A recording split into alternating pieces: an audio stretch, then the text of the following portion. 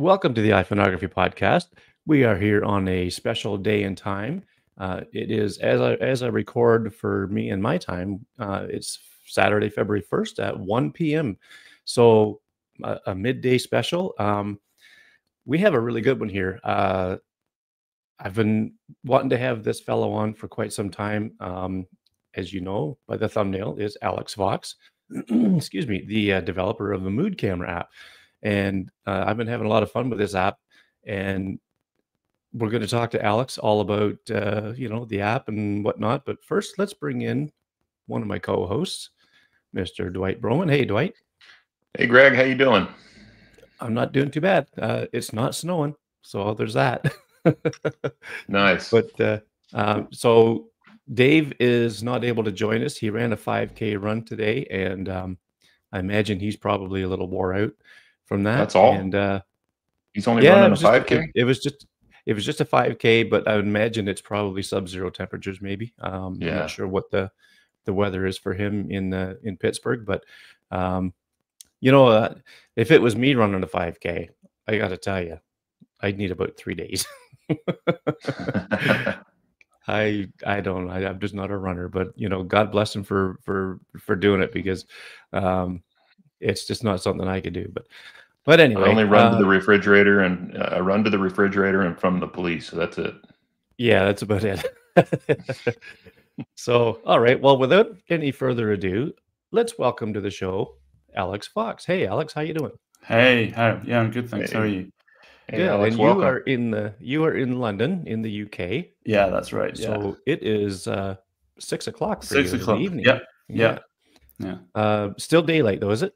No, Or it's just saw the last of the kind of the deep blue kind of sunset. Oh yeah. Mm-hmm. It's just sunset. What's that? I haven't seen a sunset so long this time of year. But so Mood Camera. I'm really looking forward to hearing all about this. But first, let's give just a very brief rundown of who you are and how you got into all this. Yeah, I mean, I'm the developer of Mood Camera. If that wasn't already obvious. Yeah, I mean, I've been a fan of mobile photography for a long time. I think my first real camera phone was a Samsung S3. So I don't know how old that is now, but pretty ancient. But yeah, I mean, I've owned quite a few kind of Android and iPhone phones. So there was a phone called the OnePlus One, which was like a super cheap Android phone that had a really kind of interesting camera. It had like a kind of one of the first like manual modes. That was kind of interesting. Also, like I've owned some of the Pixel phones. LG G4 was another one, and I've owned a bunch of iPhones as well more recently, as I kind of switched to the dark side or the light side. I don't know which one's which. And I think like I always think about like why do I like camera iPhone photography so much? Like, what is it about it? Because I've bought a Fujifilm like camera, and it doesn't get much time out the house, I'm afraid to say. And I think what it is just something about having it with you all the time, and something about like cheating, bending the rules, being able to like make really awesome photos with the phone. Sort of felt like you're trying to outdo physics in a way, or match a DSLR or something, and that was definitely something that was quite exciting in the early days for sure. It just kind of felt fun, really. I'm sure you guys kind of know what I mean. I don't know, you just get out and snap a few photos, and there's no like drawn out process of copying the raws over to your computer and editing. Like I I interviewed Rick Salmon on the show one time, and I mean he was a Canon photographer. He was a member of the what was it called? There was a select group of Canon photographers that had a title. They were kind of like the elite Canon photographers, and he started shooting with his iPhone a lot, and So he just went on a trip to Morocco where he just took his iPhone, and when he got back, that's when I did the interview with him. And one of the things I asked him is, why are a lot of you, you guys, like you big professionals, turning to the iPhone? And he said, it's so much fun. Yeah. That's one of the things that really drew him to it. And and now, Scott Calby's got this, there's iPhone stuff going on with his organization and all that stuff. So but yeah, I mean, it definitely is fun. And when guys like yourself come up with an app like Mood Camera, that makes it even more fun. It just there's, I mean, there's Mood, but then there's other ones. There's so many different. Yeah, There's such a variety, right? amazing. Yeah. We're so lucky, Yeah. really, to have so much choice.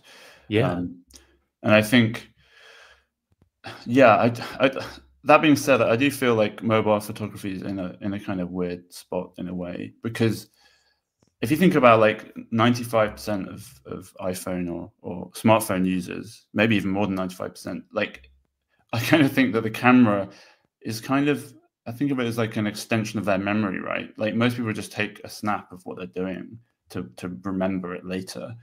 Kind of like I was kind of think it's like an early example of like what it is to be a cyborg. You take all these photos, you have all these memories, and then they go into the cloud, and then in the future you can kind of search for them and look at them again, and it's kind of like, yeah, it's kind of like enhancing your memory in a weird way. So obviously that's what most people are doing with their phone. And then there's people like us who are taking, creating art. We want to be creative with it. And, I think obviously Apple has to kind of like cater to the masses, really. But then they're also, pushing higher megapixels, higher dynamic range, and just trying to balance both, the pros and the kind of people who just don't really care. They just want to take a nice photo. And I think I think it does suffer a bit for us, just because it means that over the past 5 years, the processing has just got heavier and heavier. Just straight out of the default camera, everything's the dynamic range is crazy, and colors are super punchy, and super sharp.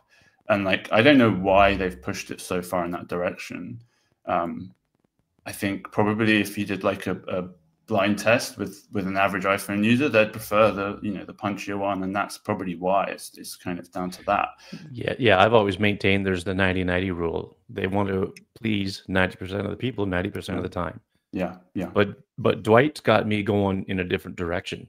I mean, I did some of this before, but in shooting RAW, right, Dwight? I mean, it's just because of that over-processed look is not as appealing anymore. Yeah. I'm a little. And different. we're gonna get into Mood here shortly, but we'll just touch on this point and then we'll get it back into Mood. Yeah, I'm a little different than most photographers. I didn't start until I started using an iPhone, back in the COVID days, and I didn't know anything about photography. And I went on to an online school. I think this was probably 6-7 years ago. And I think Alex, you're right. I think back then we could turn off that processing back then. And then then an iOS update came, and that option wasn't available. And when I was learning, I didn't really know too much. I thought it was just the iPhone camera, and that worked fine, while I was learning. But as time went on, and I started getting doing more editing on the big screen, I started noticing the effect of that over processing.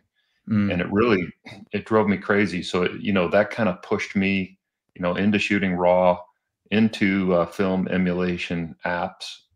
And so thank you for doing that. I mean, this really can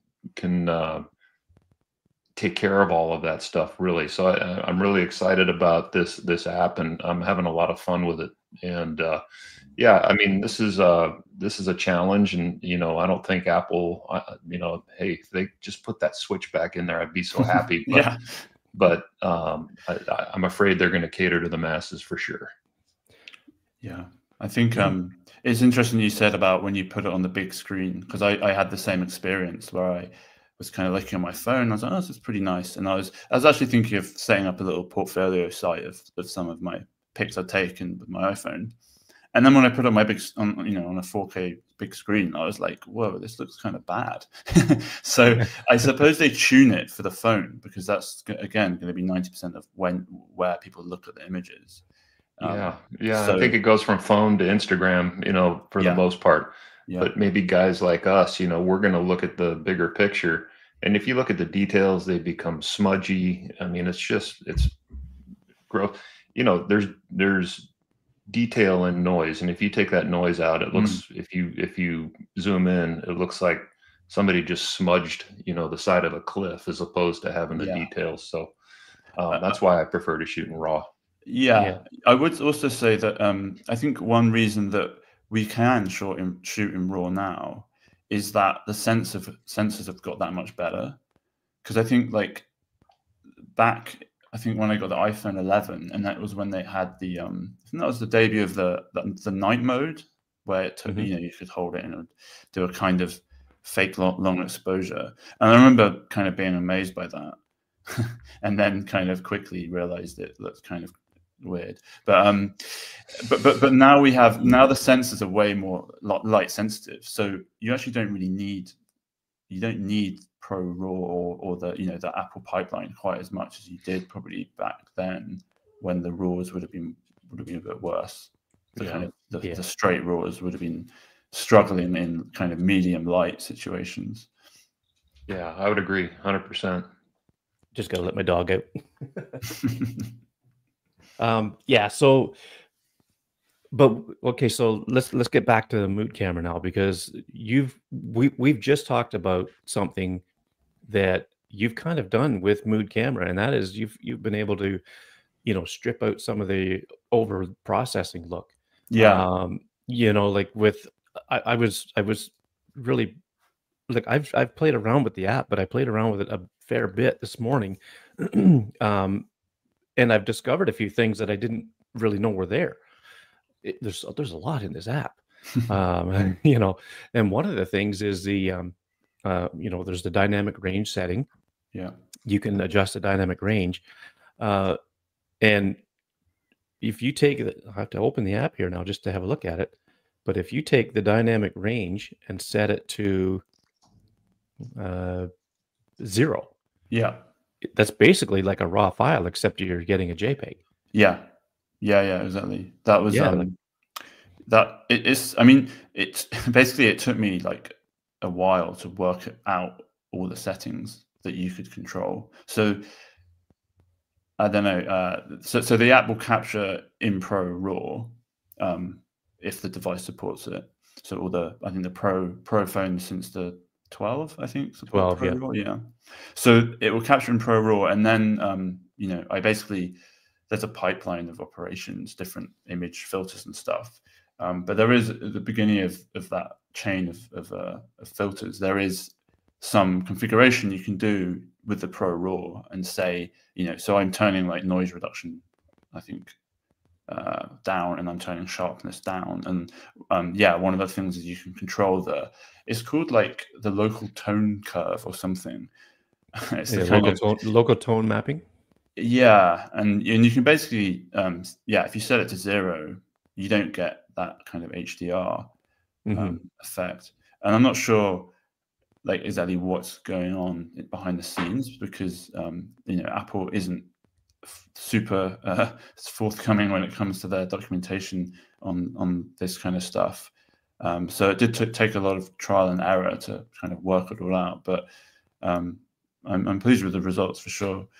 And I just wish they would just give a bit more flexibility with the non-Pro phones, because I can't do I can't really offer the dynamic range option on those, because they can't capture Pro RAW, and the JPEGs you get out of the camera are just baked in. Yeah, it took me a while to kind of figure out that dynamic range one. I think I had it all the way off, and I couldn't figure out why my photos were so dark. I think you've got to get to at least low or medium, I think, if I'm not mistaken. Yeah, I mean, some people love the 0 setting, even though Yeah. it's like less. You get more misses, should we say? Do you know what I mean? Like, Sure, sure. Yeah, and it's a lot more contrasty, but I think yeah, I think that's dependent on the scene that you're Yep. yeah, taking a picture yeah, of, right? There's a place for that. yeah, Mhm. So, and I think that goes with all the, the whole range in the dynamic range settings. You can go full blown dynamic range, which is, really, if you've got a lot of dark and a whole lot of light, mm, I would use that just to kind of balance it all out.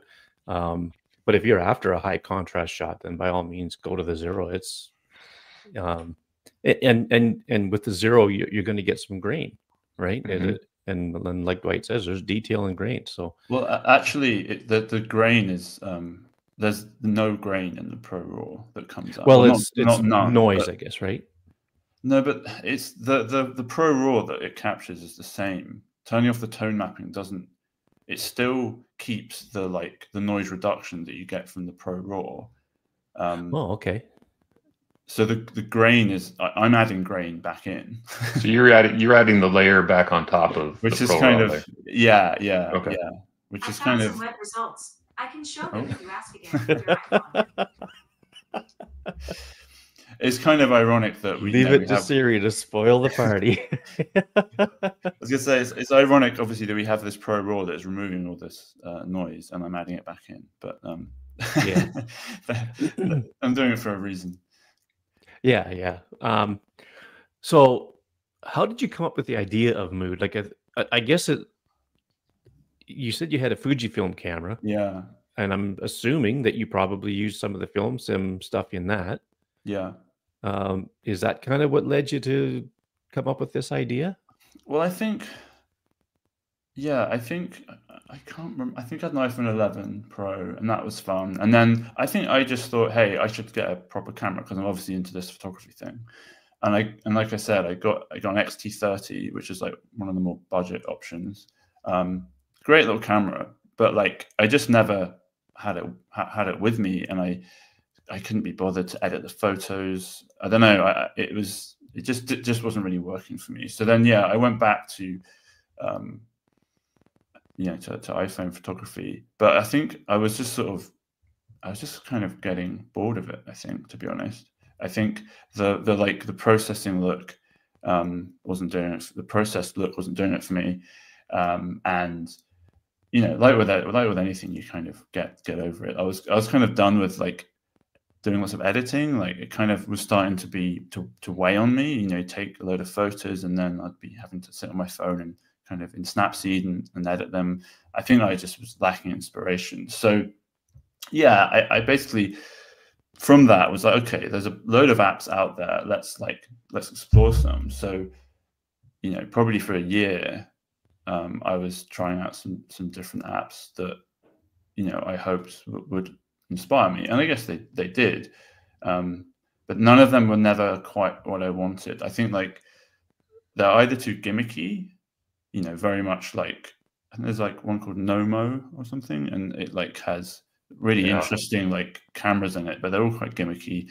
Or you get the ones that are like way too like lots of editing, lots of options, kind of more pro.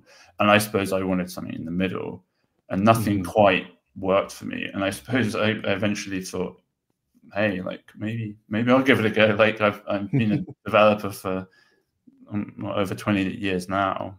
So I had the skills. I've done a lot of like building apps, lots of user experience stuff. So I thought, let's just have a little go. So yeah, it was a kind of a problem I had, which is quite nice because you build it for yourself instead of needing customers to tell you what they want, kind of thing. So it makes you can solve your own problem. Yeah, exactly. You pick kind of a midpoint, like between maybe like Visco and like you said, Nomo. I think there's a few other ones out there. Yeah. And I now that I'm talking to you, I can kind of see that niche now. So yeah, I think that's great.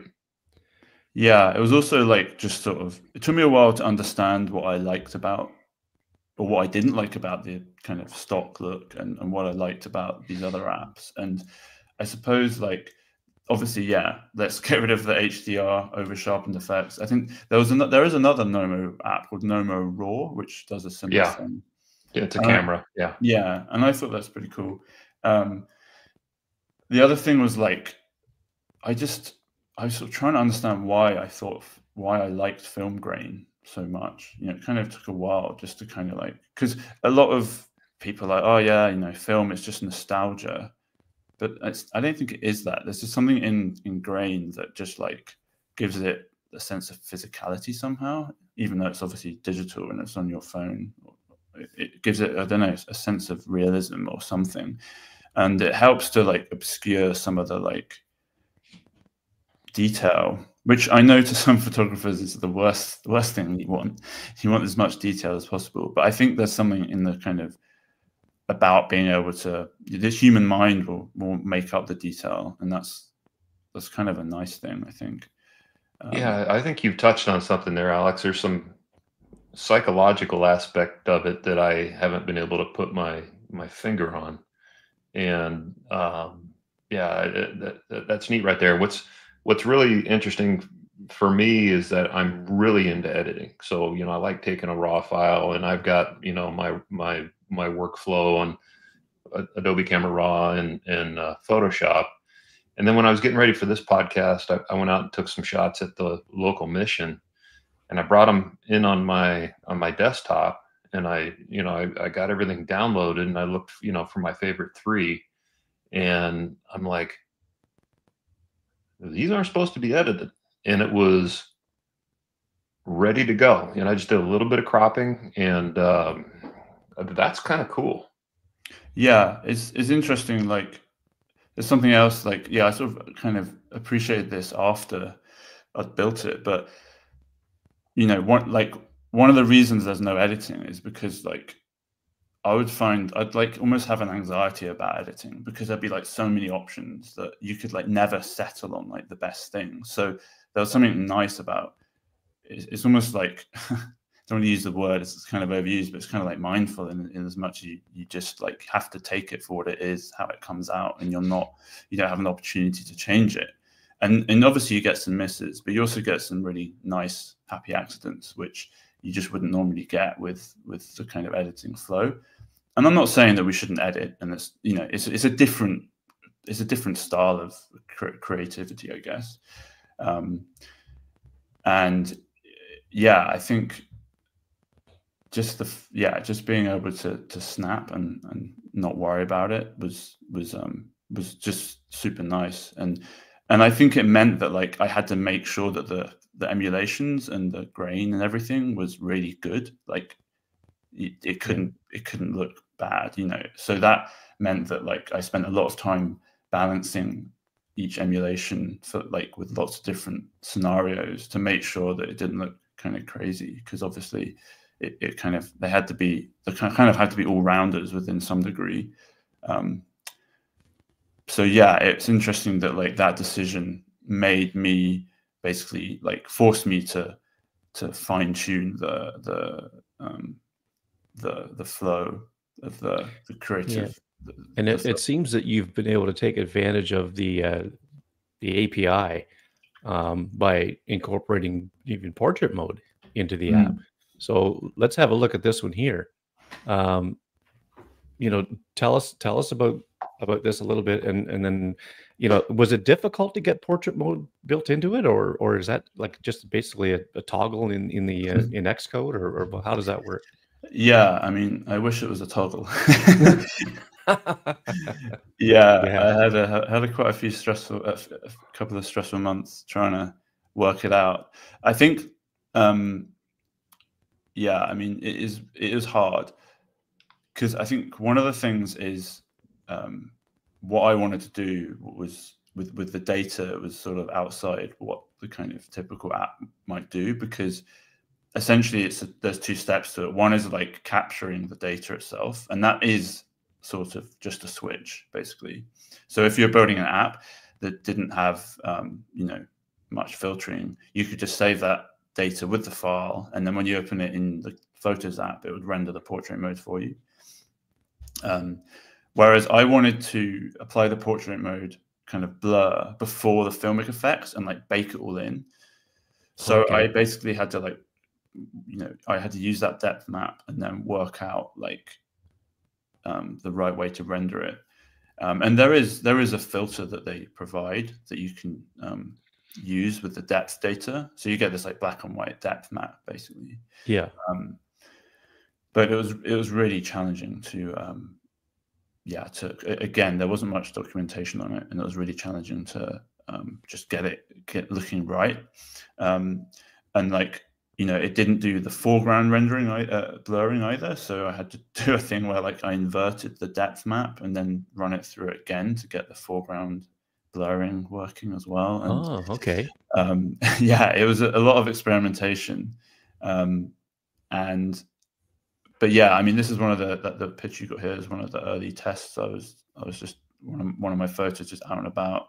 And yeah, I think this one came out really nicely. I think what the advantage of doing the portrait mode blur and then the grain is that it just homogenizes it a bit. I think like it obscures some of those janky kind of cutouts you can get with portrait mode, and it just kind of helps it blend it all into kind of what feels like more of a finished image.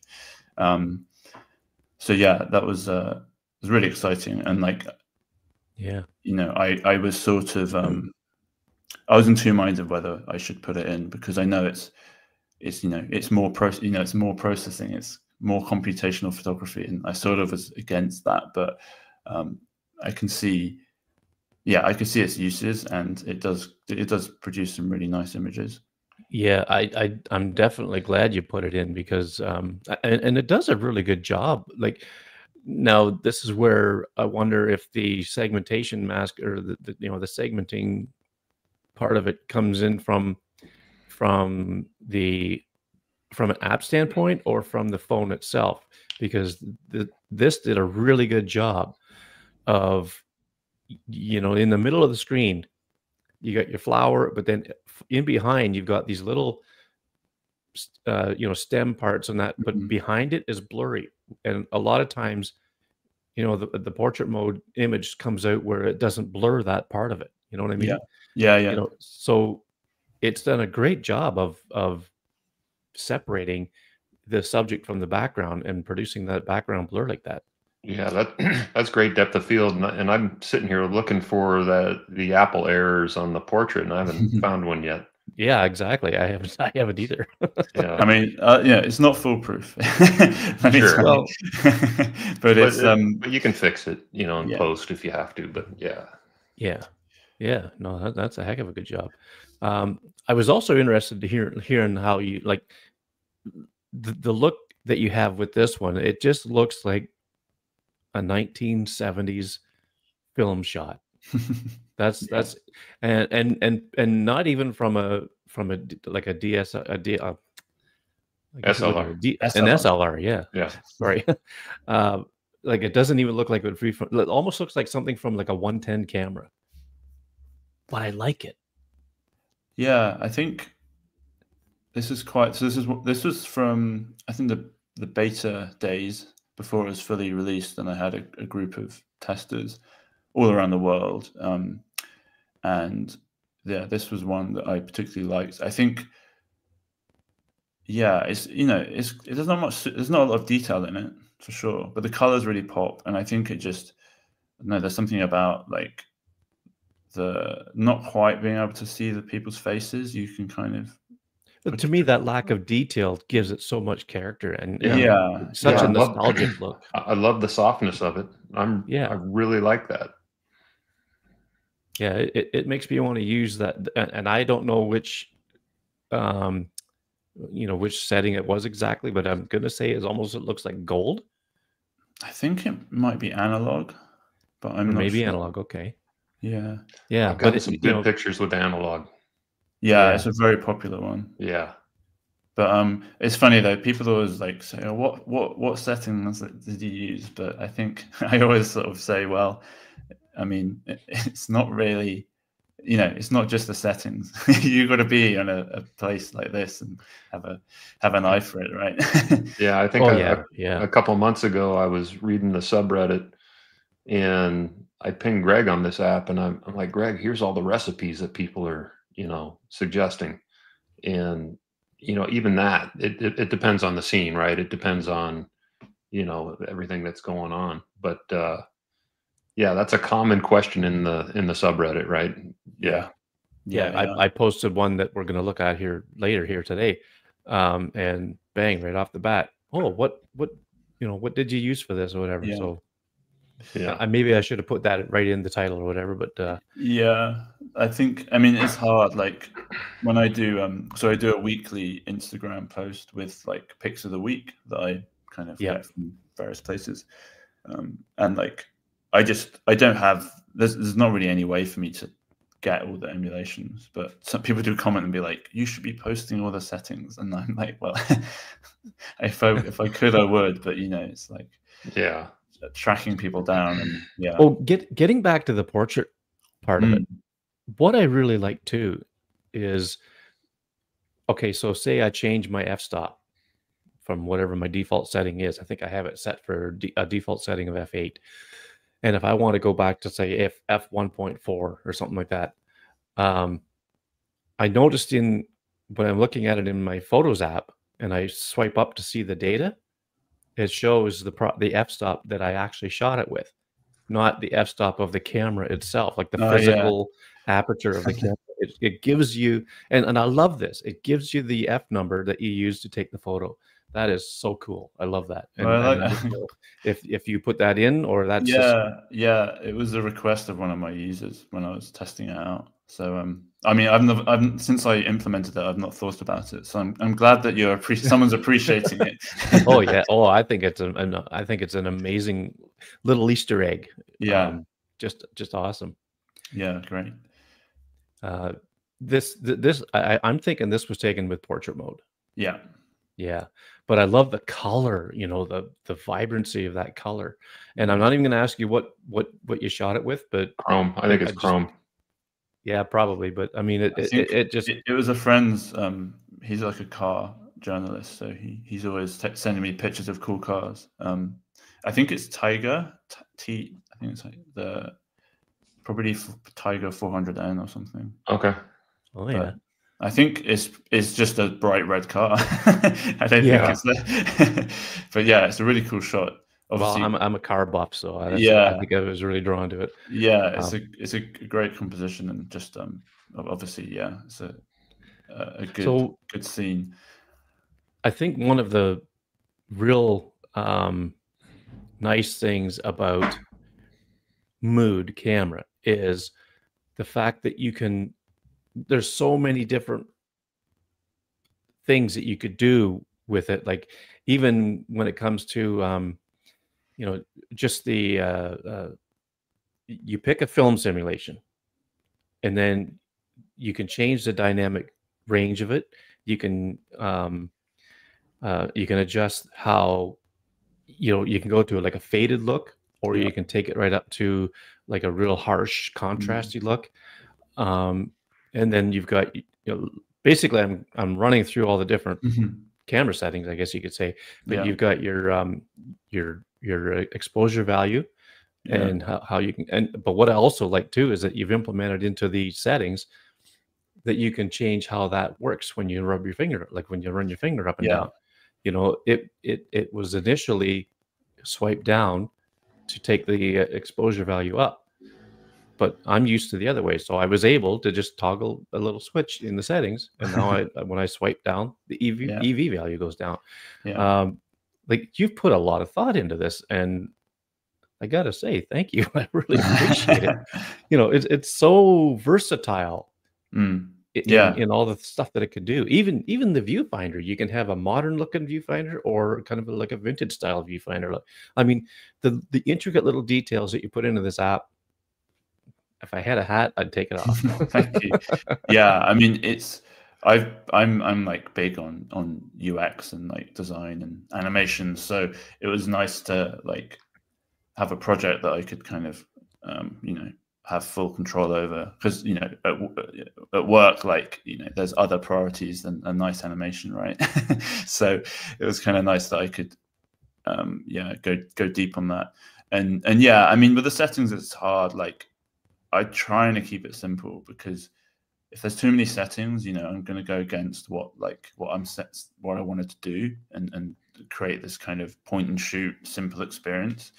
But that being said, obviously, like, people do have preferences, and you know, I think the inverting the exposure and the different viewfinder, both were requests from users in the beta phase. So, you know, I listened and implemented those, because I didn't feel like they got in the way of the core experience. You could just ignore them, which I think is important. Yeah. Well, Greg and I are such iPhone geeks that little things like that get us really excited. Yeah. Oh, yeah.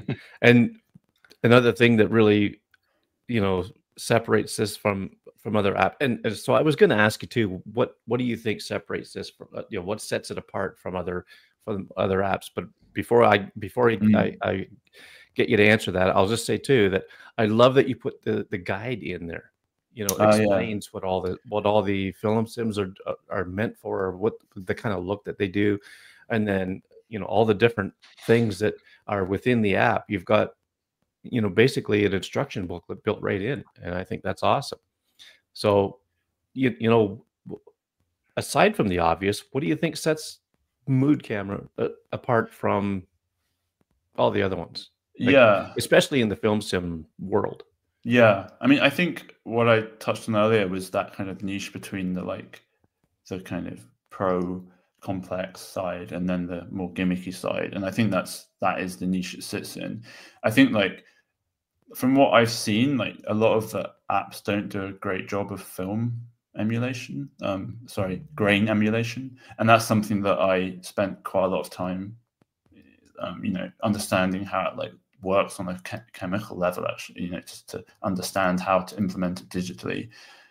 So that was something that I think the grain just looks more realistic and has a bit more character to it.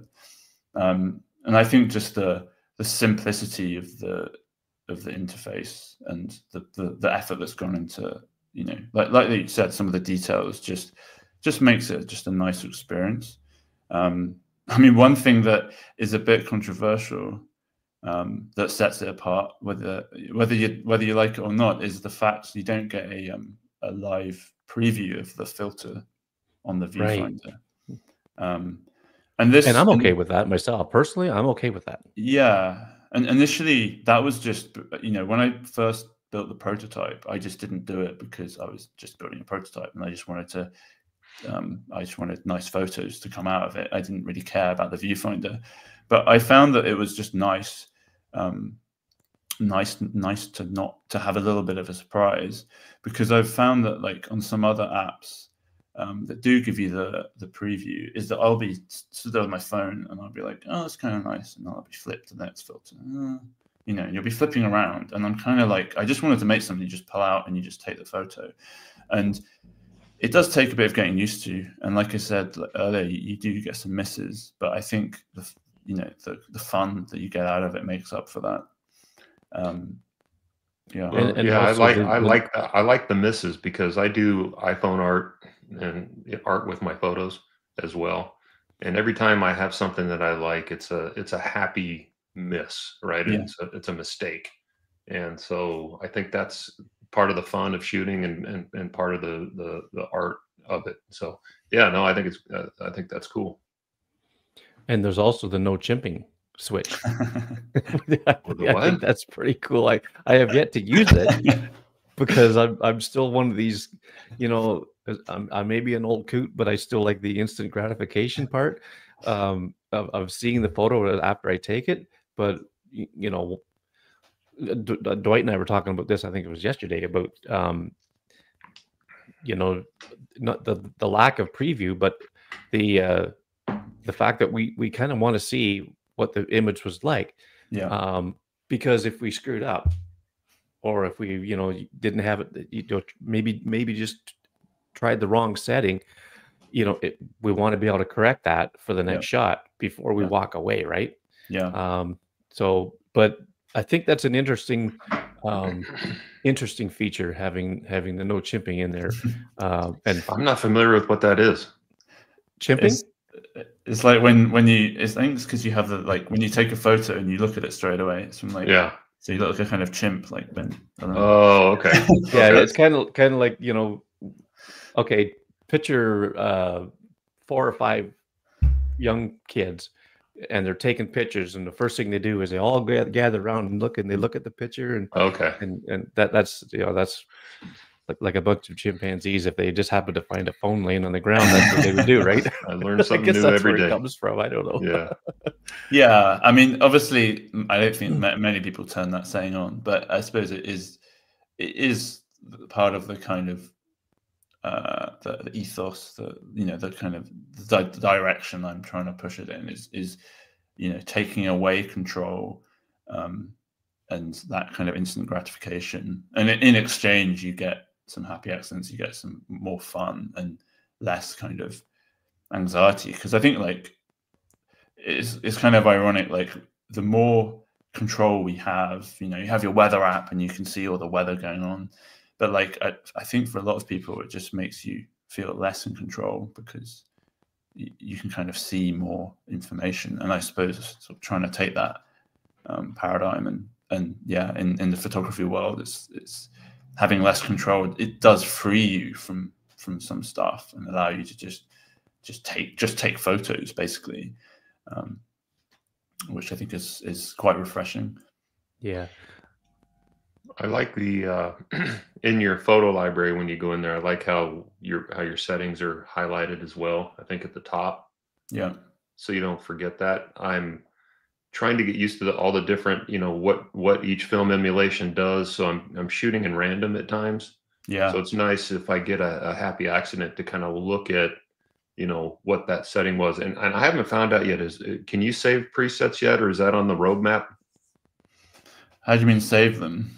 Do you Well, mean let's say if I like this film emulation, you know, at this speed, you know, and if I look at a photo that I took and I want to maybe have that same setting again, instead of just having to remember it or write it down, maybe there's a preset I can save.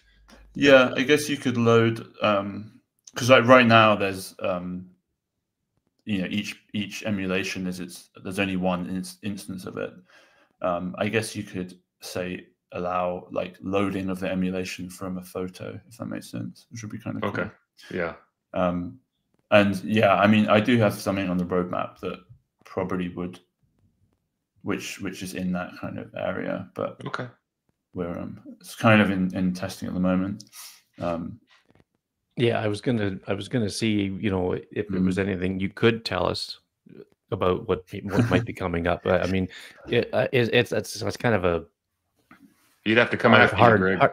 Pardon? He'd have to come after you if he told you. Yeah, yeah. So, you know, that's it's not something that you probably want to talk about too much, but I do like the fact that you've got a roadmap, and you know, there's you know, ideas, your mind's going on it. But what I also like is the community. You know, the community aspect of the app. You've got a subreddit. The app has its own Instagram account and all that stuff, and there's, you know, a lot of interaction between users, and I think that's a good thing. You can't go wrong with. I think I've always said that the mobile photography community is one of the best there is. Yeah, you might get your battles, I guess you can call it, between Apple and Android users, but for the most part, it's a really good group of people, and I don't very often, hardly ever do I ever see anybody trash talk somebody else's photo. You know, so I'm glad. It's nice to see that you have a mobile community for the app. So I'm just going to jump to this. Is there any plan on the roadmap to introduce Bay or RAW file option? does that mean at the beginning of the pipeline? I guess, as in, because some people have asked for, they want to be able to save the flattened image, the finished image, and like the raw as well, so they can have the option of like editing it later if they want. I'm against that version of it, just because I think it's about accepting it as what it is. So having the raw to edit it later kind of goes against the philosophy, I guess. If this is if Norman's talking about a raw at the beginning of the pipeline, kind of, I did try that. I think one of the things that is hard with it is the Pro Raw is quite like is pretty good, as in it's well balanced photo that work that you can kind of just put into the pipeline straight away. The raws were just a bit more all over the place, so I'd have to kind of like, I guess I'd have to build a different pipeline for it. And to be honest, with the with the option of saying the dynamic range is 0, I think you get a lot of the benefits of a raw without having to deal with some other kind of oddities. So yeah, probably not gonna be doing that, but you never say never, I guess. I was talking to, like, through messaging, Christopher Cohen one time. He was the chap from Filmic who was on stage on the iPhone 11 Pro keynote, and when Filmic brought out First Light, their camera app, I asked him if there would be a chance to make a Pro RAW with, it's got some like film type things on it too, right? You can add a vignette and all that stuff. And I asked him, what would it be possible to make a Pro RAW file with that stuff baked in? And he kind of give me one of these emojis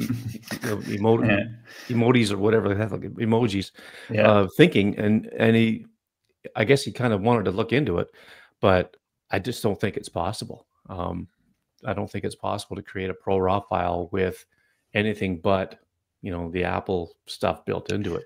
Yeah, it is their proprietary kind of software, so, or format even.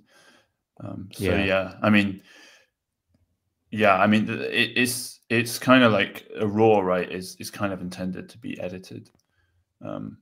So I suppose you can't really bake anything into it. Yeah, and their whole concept was right from the beginning. It gives you a head start on the edit, right? Yeah.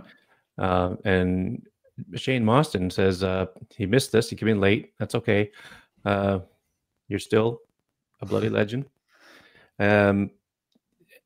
He says, is it simply a film emulator type of camera app? So I would say basically the answer would be yes. Would it not be, Alex?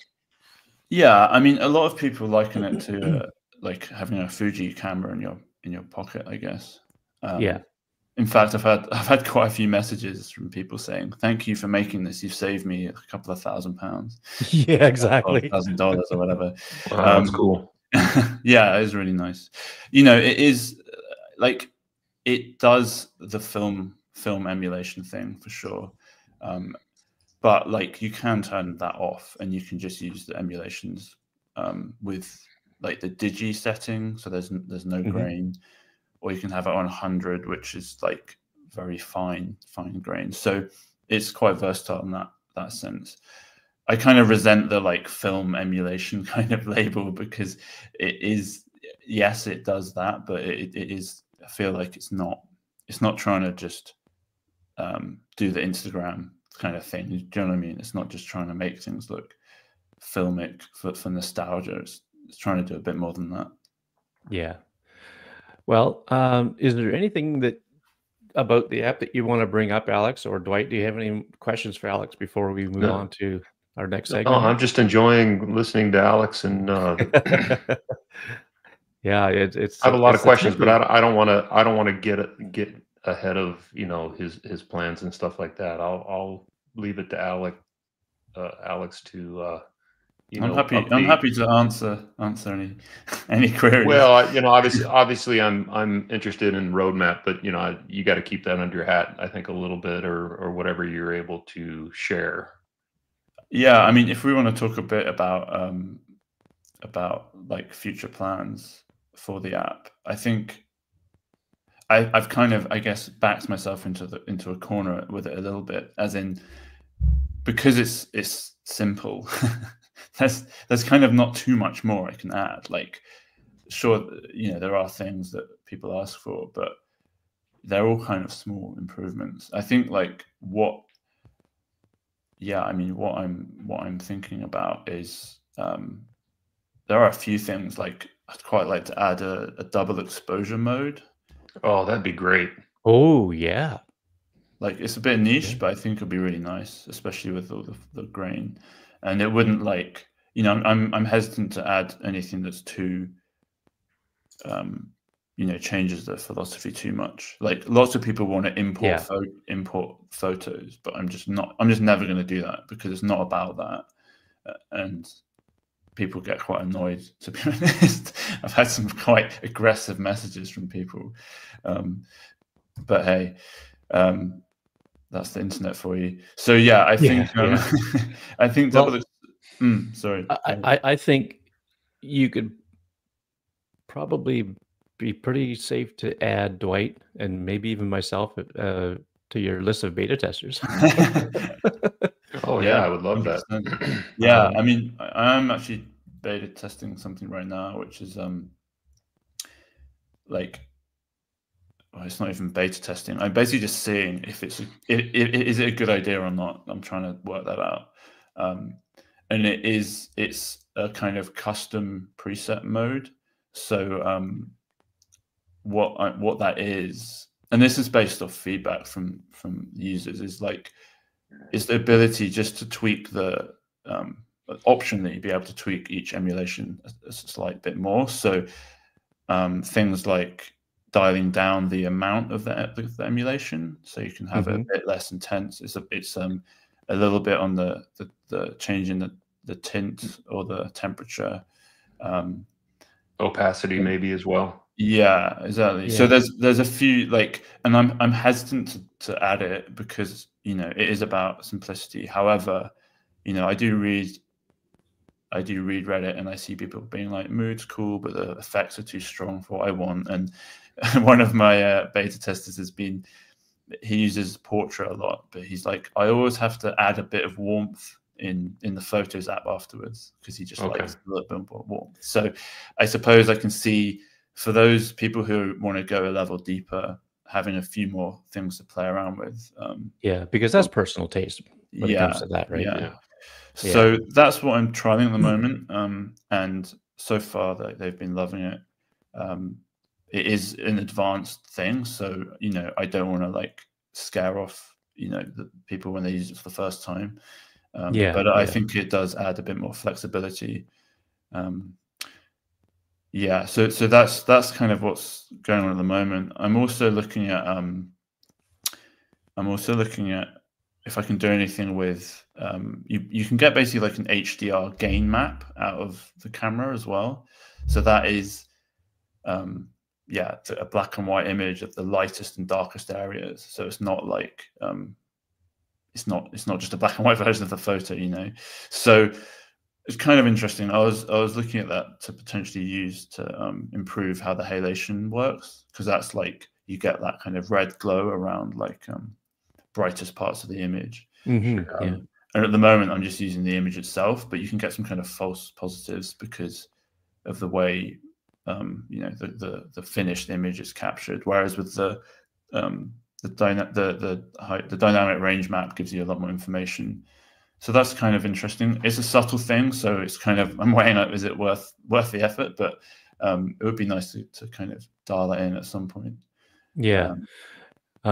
Shane had another good question here.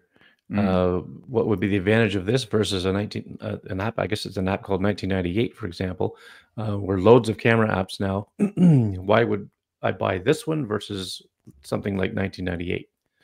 I've not actually heard of 1998. So this is basically like I'm trying selling pitch here.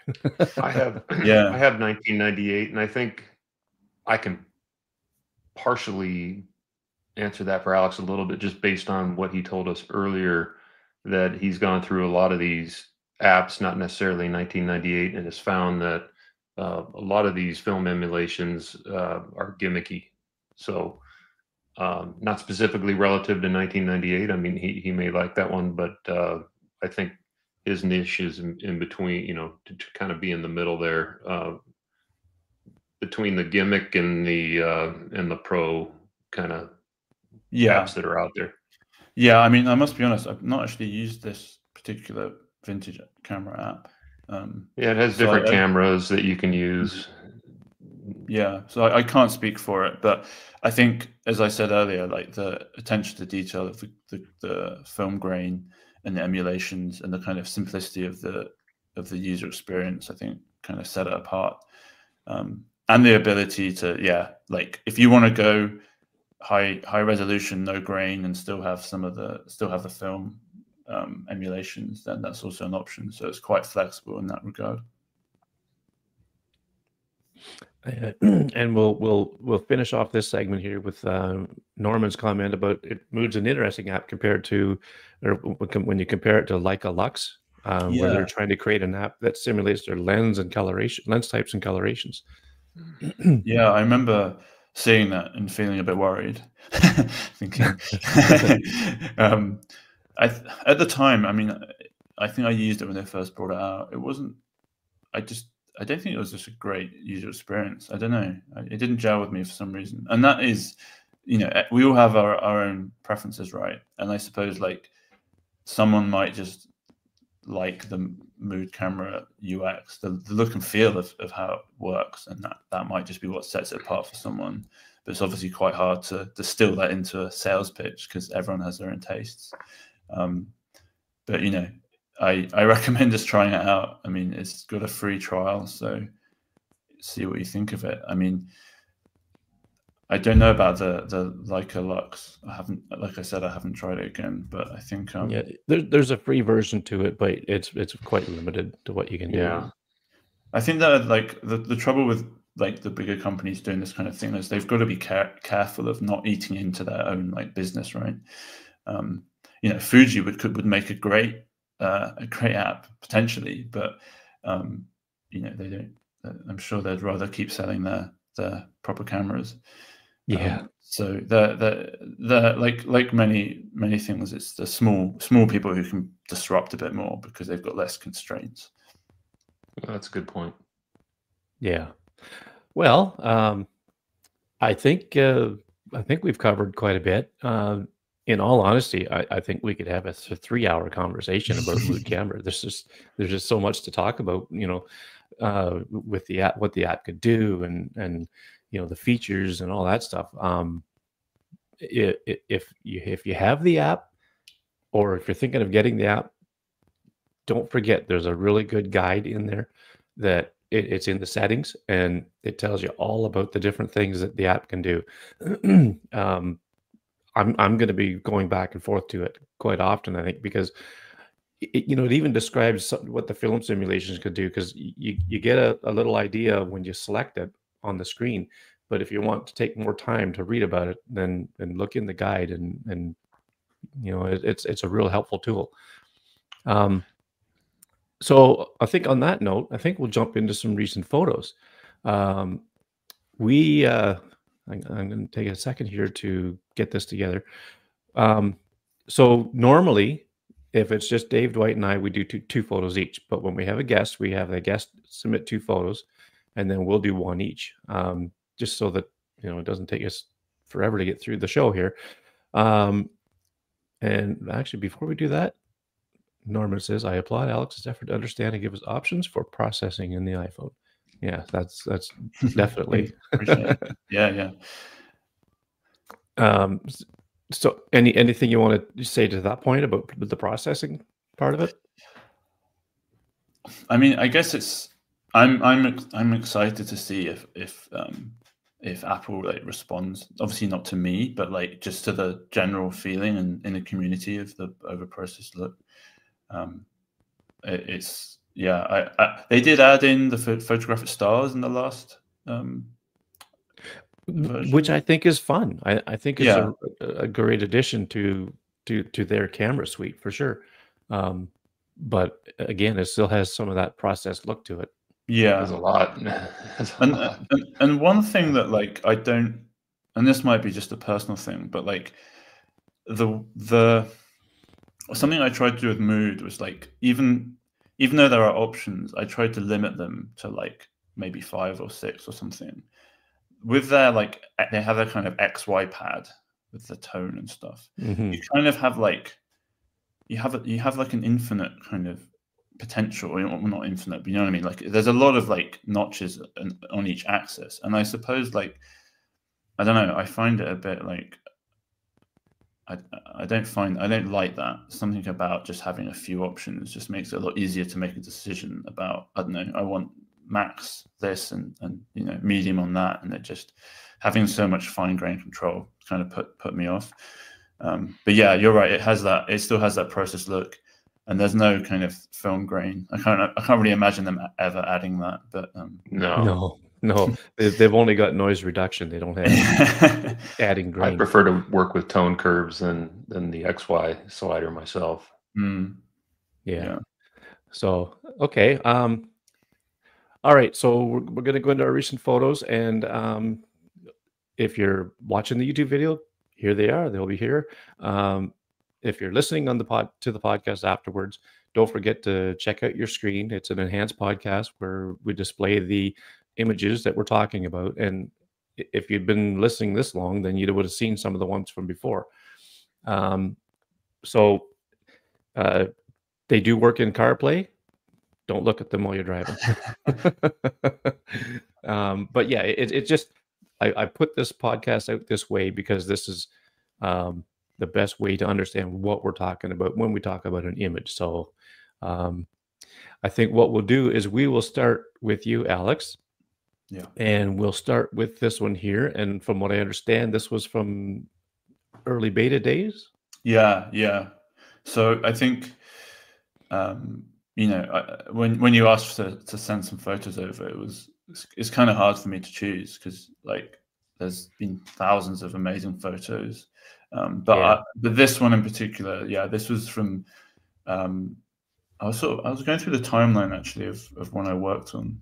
I made some notes. So I think I started in September 2023. That's when I started developing something. And then in December that same year, I sent it to some friends, but it was I think February the 11th. So actually almost a year, February 11th, 24 is when I posted the first beta on Reddit. So yeah, then there was 3 months of kind of more development and polishing. So yeah, this was in that phase. And I think, this is from one of the testers called Brandon, and haven't heard from him for a while actually, but he took some really great photos. And this one really stood out to me. I think like this is with analog, I believe, and just the vibrancy of the greens and and just the like motion in it. The two kids kind of running along just gave it like quite a whimsical feel, but also quite like there was a sort of like a claustrophobicness to it somehow, just kind of narrow street, but then the like gorgeous sun coming in. It was quite kind of contradictory in a lot of ways, but yeah, I think it really it's just a great photo, and the mood just brings it alive with that vibrancy, and it's I like how the action was caught. You always like to try to get a leg up, right? So it looks like there's movement, and you got it on both sides, which was that's really cool. Yeah. I can just imagine them running off down the street. Tipping over all the motorbikes. Is that your kind of style? Now I know why. Now I know why you say the only running you do is away from the police. That's it. And to the fridge. Yep. But yeah, no, I like this image. You know, it just has an old school vibe to it. You know, an old time vibe to it. With and that's what Mood Camera does. It gives you these, you know, the vibes of days gone by, and you know, even there's really not much stylistically that would put this in the present, other than maybe the style of the bikes and that type of thing. But, you know, you're looking at this image. I mean, who's to say it wasn't taken 25 years ago or Yeah, it looks like 30 years a ago. photo you pull out of a shoebox and you scan, right? Exactly. Yeah, Yeah. it does. So yeah, and the colors and everything else. Like, one thing I have to get away from, and this kind of harkens back to our last show where we talked about, broadening our horizons. One of the things I have to get away from is the realistic color of things. Like, I try to make things look as realistic as I remember seeing them at the Yeah. time. But one thing that mood camera will help me do is get away from that. Like, I'll be able to accept, the more lush, vibrant greens on the trees, say, than what they were really like. Yeah. All that sort of thing. So, it's going to be good for me. It's going to be healthy. That's all That's I can say. one thing, the that no chimping feature. One thing it Yeah. is good for is that itself. Because I found myself taking a photo and then looking at it Yep. and being like, don't know.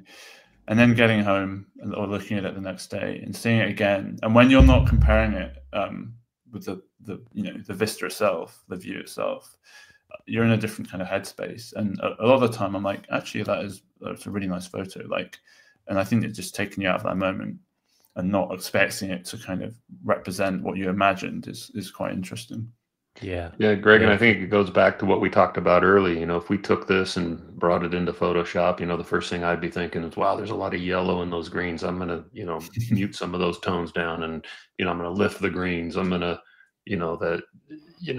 and there's freedom in this app to not have to do that, and I like that. Yeah. Yeah. I mean, it raises a good point. A good question is like, what is photography?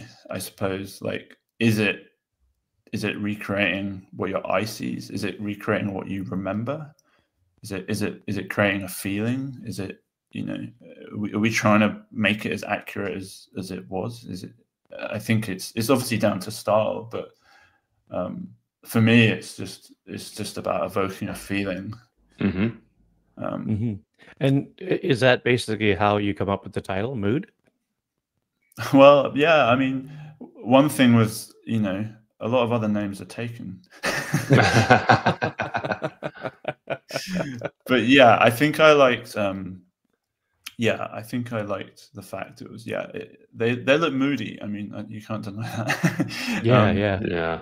And I'm sorry. Go ahead, Alex. and I think you want something short because it's got to fit under the app icon, and I don't know, it kind of just flowed off the tongue quite nicely, and the mood.camera domain was available, so There you go.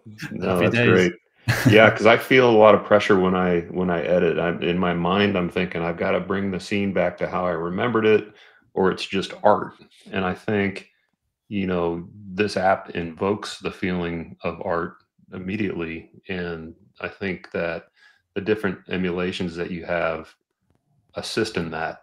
So to me, this is photography. There's composition, but it's also art, which I think, in my opinion, ties directly to the different emulations and the settings. So I could be off, but to me, anything other than what it looks like if we were standing there is art. But that's kind of my interpretation.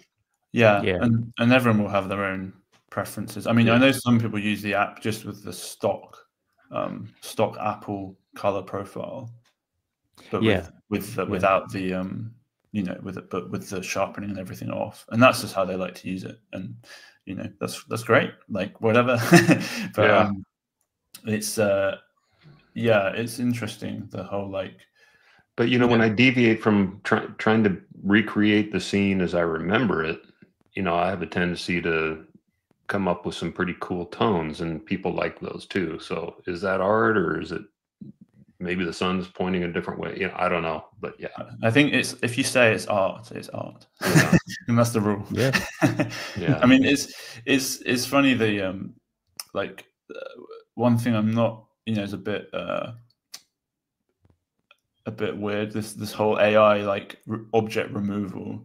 And I see people post a picture on Reddit, and someone's like, "Oh, this would be better if you'd remove the building or remove the power lines running across." And I don't know. to me, like, I just feel like it should, that adds interest. Like if you remove everything that makes it what it was, then kind of. I agree. There's a lot of freedom in leaving that stuff too, right? Yeah. Less decisions to make. Well, Auntie Maxine has downloaded it and she's going to try it out, so that's good. Nice, thank you. So the next one we have. Oh, wait a minute. There we go. Oh, it's mine. Okay. So this was at the local popular waterfall, and I love the X-Pan aspect ratio. Yeah. I've shot more in that with Mood than I have any other one. I just really, really like it, and especially with a landscape, and it just happened to fit in this situation too. Like, sure, I could have, I could have got a lot more of the falls as it goes down into the river at the bottom of the frame, but I really wanted to show, the trees and the ice formations on the rock face in behind. That's the Niagara Escarpment that runs right through the city here. So there's a lot of really cool photo opportunities with that alone. And when I tried a couple of different emulations, but Chrome gave me this nice blue cast, which gave me the real feeling of coldness, really the bitter cold. And it was cold that day. I'll bet you it was at least -10 Celsius. So it was pretty cold. I wouldn't even know. I wouldn't even know what to do. No. Alex, I have a question for you. Would Chrome, because we know that when you take a cold shot like this with an iPhone, there has a tendency to have a blue cast to it. Is Chrome doing that, or would you say it's the iPhone doing it? Chrome is definitely got like a lot of purple in the in it, so I think that's probably what you're seeing here. Yeah, good. Purple in the shadows for sure. So yeah. And this is unedited. This is just as it was shot. The only thing I wish I could have omitted was the twigs in the bottom right-hand corner, but they were there, and that's part of it. Having to lean in close. Oh yeah, I thought it was it's like a crack in the rock. Yeah. Oh well, I never thought of it that way. It's not distracting, Greg, for me. Okay, good. It is now. You've pointed out. No, yeah, I'm kidding. But you know what? I posted this on Facebook, and now I have a lady I'm kind of been talking back and forth with her. She wants a large print. Oh, nice. Of the shot. So I think that's pretty cool. yeah, it's a really interesting photo. I think like it's one of those ones that you could, like if you print out big enough, you stare at it for an hour looking at all the different bits because it's quite complex. Yeah. Shows a lot of depth too. That's nice. Yeah, X-Pan is popular. I don't know why. It's just feels good. It's quite satisfying. And it's just interesting compositionally. I think that was something I wanted like to add in some different aspect ratios to just give a bit more creative options. And it's I'd never heard of it actually until my friend, like I said, a couple of friends tried it early on, and he said, "Could you add X-Pan? It's quite a fun aspect ratio." So I have to thank him for that. Yeah, well, I'm glad it's there for sure. So next we have Dwight's, and you kind of alluded to this earlier a little bit. Yeah, this is at the Mission. Not a spectacular composition or photo in my opinion, but I did want to test the portrait mode on this thing, and I thought it did a nice job. And I was shooting in random here, and this was my happy accident. Landed on analog 400U, so that's the ultra processed, I think, right? So I had a lot of processing. No, that's the ultra is like the kind of contrast, I guess, of the tone. Oh, okay, got it. Yeah, because you can go like really faded. Yeah, or you can go ultra. Yeah. yeah. Okay, So got it. there's quite lots of crushed like blacks and stuff. Yeah, but the depth of field on this I thought was really nice. Obviously, my focal points in between the eyes there, but I think that rolls off nicely. Yeah, it's an interesting composition actually. You say it's nothing special, but I think it works really well. And I like how is that a railway bridge or something? The bridge. No, that's a building, a perimeter of the mission. Okay. So on the other side of that is a street, and that's Yeah. a hallway, and there's a bunch of doors and Right. museums and Yeah. stuff in Yeah. there. It Yeah, reminds me of the railway arches we get. yeah. Yeah. Yeah. Well, But we I wouldn't like. have any structural stuff made with bricks here in Southern California. We're moving and shaking all the time. So Yeah. But yeah, I like how it cuts from the very top left down, and thank you. it kind of draws your eye to the from the horse's Brings you to the subject. face. Yeah. Yeah, and then kind of there's a few actual different kind of angles going on. It's interesting. Yeah. But the I colors find- look great as well. Yeah, I appreciate find it. Yeah, I there's love the muted colors. I just love how just it's muted. It's not over processed, and it's exciting. So this is going to be in my top row of cameras for sure on my phone. I think this is an interesting image too, because the focal point is right dead center of the frame, but Mhm. my eyes keep going to the weeds or whatever that is behind it, down to the it almost looks like a whatever that is in the lower right. That's a bench, I think. Yeah, I think. thought it might have been a bench, but it looked like it Yeah. was. I guess the horse statue is up off the ground then. Yeah, Yeah. Okay. So, but it is. anyway, It's on a pedestal. Yep. Okay. That's why it kind of threw me for a loop here. But I go down to the bench, and then I go up to the horse's feet, up to the horse again, and then peripherally I see the building with the archways in the background, even the little tree up in the background there. But then back to the horse's face again, and I just keep going around the photo. So, and the muted tones and colors and that don't make anything stand out too strongly visually. Like it's not like bang hitting you right in the face or anything. So it allows you to go around the image like that and just sit there and like you said earlier, just stare at it for quite some time. I think it's a very good happy accident by Yeah, it is by happy. Farmers. I'm not sure if this would print. I'm not sure if those highlights are blown out. I didn't check, but I would imagine I can control that with the settings a little more. But I like the way this turned out. Yeah, very cool. Okay, so now on to Alex's second one, and I thought this was really interesting. It has that that little glow, I guess, or whatever it was you said you said sometimes happens in the bright spots or whatever. Halation. Yeah, the halation. Mm. To me, it's just a really cool image. Yeah, I don't know where it is actually, but it's kind of it's definitely draws you right down to the kind of the beach, I guess, and then you've got the mountains.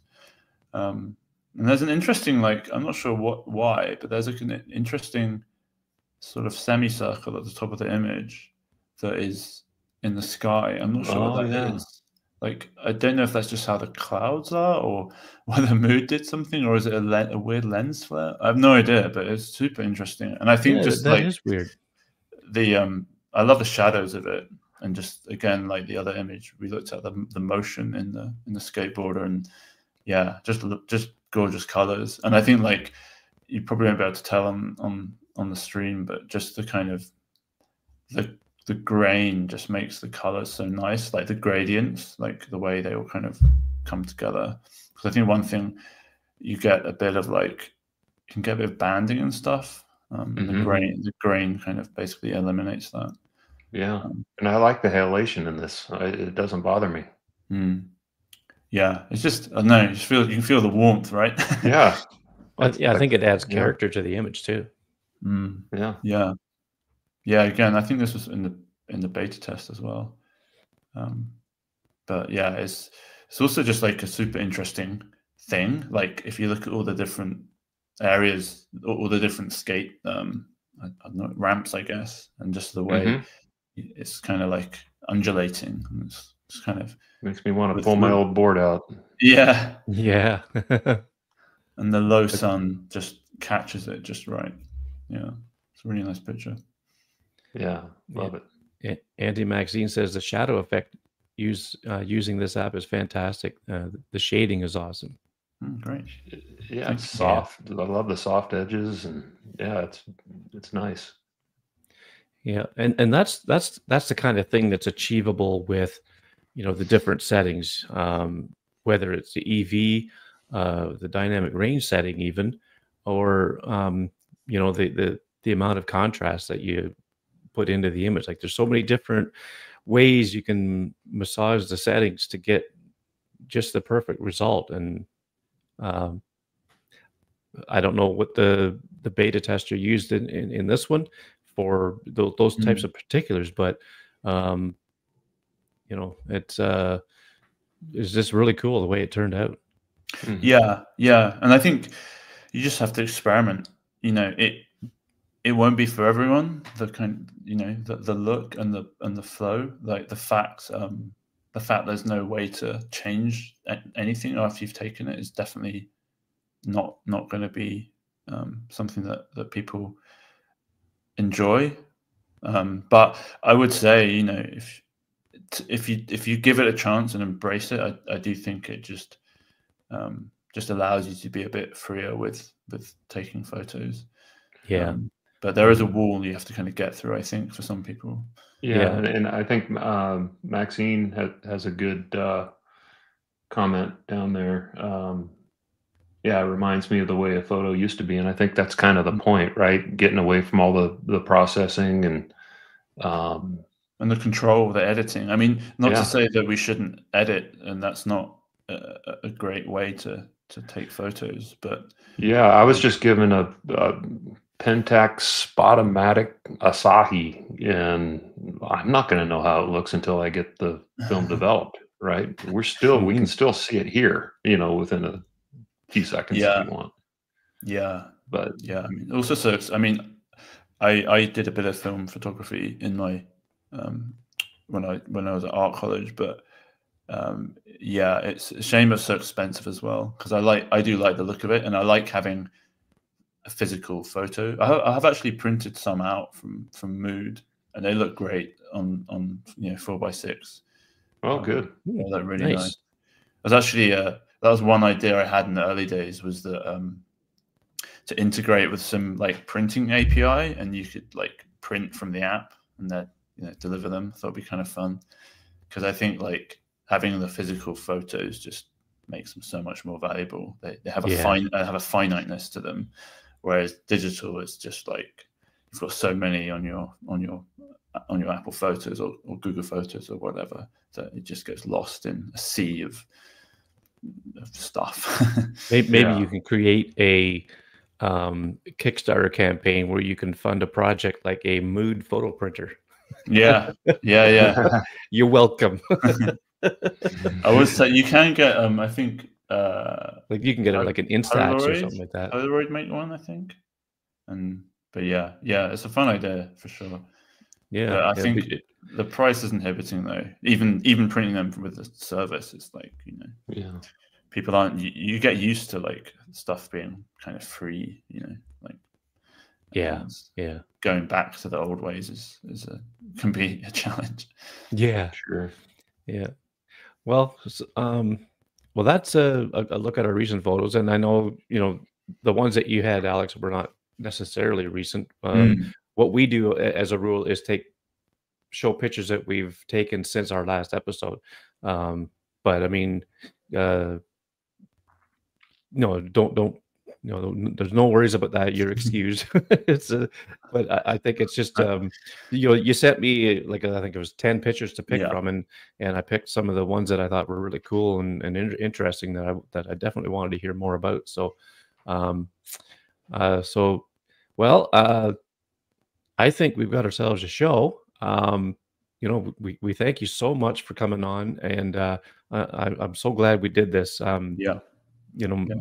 I think Mood's becoming a very popular app in the film sim world, and you know, congratulations on your success with it. Thank And you. I just can't wait to see what comes out, you know, in the future with the app. So, you know, a job Yeah. well done. Thank you. Yeah, and I Yeah. hope Yeah. more people watch this and jump aboard because it's a fun ride. Yeah. Mhm. No. And if you want to see, like, yeah, I definitely recommend the Reddit community and the Instagram just to see what people are doing with it. If you want to see Yeah. recent And photos. I've got those links are in the show notes, so people can just click on them and take that go right to them. So There's a really neat photo today of somebody walking down the beach. That was Oh cool. yeah, that's a beautiful one. Yeah. Yeah, on Reddit. You Yeah. guys should check that out. That was really nice. I definitely will. I was too busy playing with the app to look at Reddit today. So You have to go down. You have to do the drop down on the hot photos, and that's the first one, I think. oh yeah, okay. Yeah, it's really All nice. right. I think that's going to be in. That'll be the picks of the week on Monday for sure. All right. Yeah, nice. Okay, well, thanks again, Alex. Yeah, thanks for having me. Really appreciate Really it. appreciate your time, and Yeah. thank you, Dwight, for hanging around on a weekend. And it's definitely not our usual recording time, but so the audio version of this will be out probably sometime tomorrow. I'm not going to schedule. I'm just going to, as soon as I'm done with the edit, I'm going to put it out. Maxine, thank you for popping in. Glad to see you come aboard and check out the video. And thank you to all the listeners and anybody that supports the podcast. Thank you very much. And Alex, stick around. We got a little bit to talk about before you go. Sure. And I guess we'll see everybody on the next one. Take care. And thanks again, Alex. Thanks, Greg. Bye-bye.